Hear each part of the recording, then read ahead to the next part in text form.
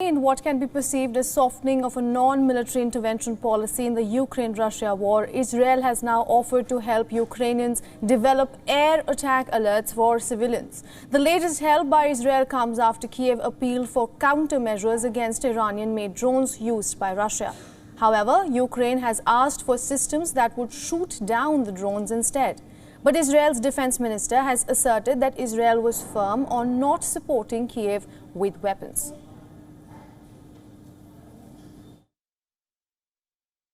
I must emphasize that Israel stands with Ukrainian people and with the West. We maintain a policy of supporting Ukraine via humanitarian aids. However, for operational and regional consideration, I don't see us sending offensive military equipment.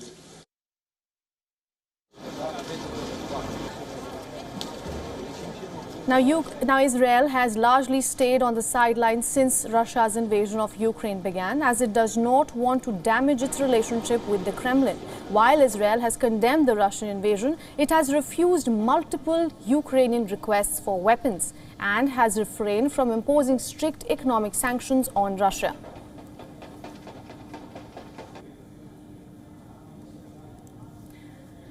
Now, for more on this, our correspondent Jody Cohen is joining us, and Lieutenant Colonel Director Mordechai Kedar is also on the broadcast. He's a former senior military intelligence officer for Israeli Defense Forces. Welcome to the broadcast, both of you. Now, Jody, I want to come to you first. Israel is going to develop air attack alerts for Ukrainians. Should we view this as a policy change on Yair Lapid's part? So Defence Minister Gantz made Israel's position clear yesterday when he briefed the EU ambassadors in Israel, saying that Israel stands with Ukraine within Israel's limitations, but won't provide weapons systems. So it doesn't appear to be a policy change. However, he did say that Israel would approve an additional defensive aid package. And Israel has now offered also to help Ukraine develop an early warning rocket, missile and drone alert system to protect their civilians. This is thought to be more accurate a system than anything that currently exists there. It would enable them to pinpoint specifically where a strike would land so that people would know if, for example, if they would need to go and find a stairwell or a shelter, or if they could carry on with what they were doing.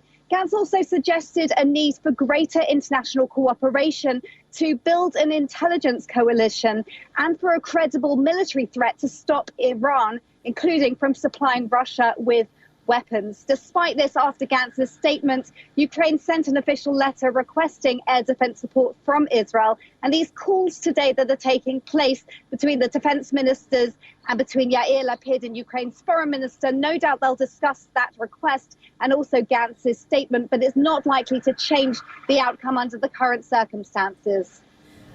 Right. Mr. Kedar, please weigh in here. In case there is an official policy reversal, what effects do you think this will have on Israel's relationship with Russia?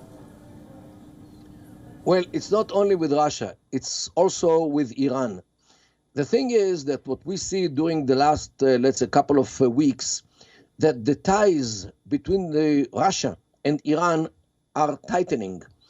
And you know, the supply of drones and maybe missiles as well from Iran to Russia, it might create a situation when Russia will ask Iran to hit us because we might support the Ukrainians. And this is what the Minister Gantz talked about, although he was hinting to this, but this is what when he talks about regional issues, it means Iran. It means that actually the war might broaden to this area because Russia doesn't do so well in Ukraine, in order to weaken the Western Bloc. And Israel definitely is part of the Western Bloc. After all, the Iron Dome, for example, the system which the Ukrainians wants Israel to supply them with, is an American-Israeli production. Although it's an Israeli invention, but it's the American money. So we cannot act now apart from the Western Pact, yet we still have our interests to prevent the intervention of Iran against us as a retaliation for supplying Ukraine with developed weapons. Right. Juri, going back to you, let's backtrack a little. Since the start of the invasion, Israel has been adamant with its policy towards Ukraine. It has provided humanitarian help, but not weapons. Why is that the case?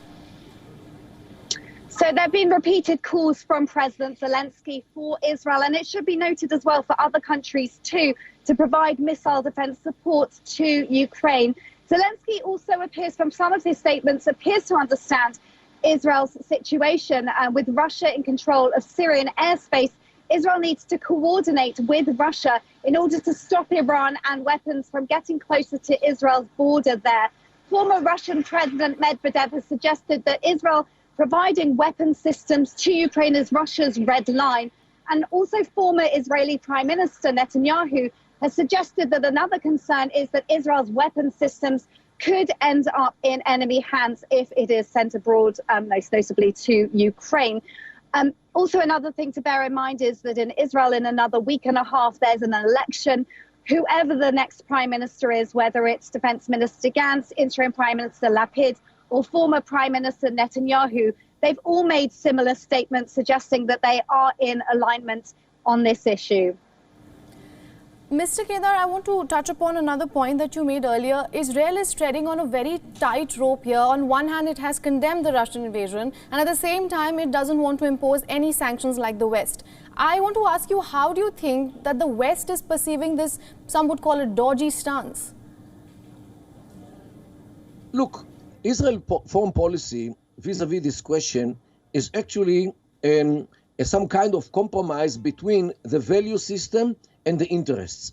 The value system definitely imposes on us to support the Ukrainians who were attacked 8 months ago or 9 months ago wholeheartedly. And therefore Israel should act like the Western Europe or America and supply everything which needed in the Ukrainian side. However, in the interest side, we do not want to aggravate the Russians because, first of all, the Russians are in Syria. And we need the Russians' consent to deal with the Iranian presence in Syria. And therefore, we don't want to get in trouble with the Russians. And now comes the new issue about the Iranian intervention in Ukraine as some kind of a pretext to deal with us if we help the Ukraine. So it's always a mixture of value system and interests. And the Prime Minister of Israel has to find a point when you can combine both conflicting sides. However, and here it is the main point, today in Israel we have the Prime Minister, Yair Lapid, who is clueless about international issues. He is a rookie. He has no idea about how to deal with these things. And we actually saw with an agreement with Lebanon, which is totally against the state of Israel, and he agreed to accept it. If Netanyahu comes back to power after the elections of November 1st, maybe, or hopefully, the Israeli foreign policy will be much more sophisticated than it is today. Right, some strong words by there. Thank you so much for all those insights, both of you. We will be closely tracking all the developments. Thank you. Thank you.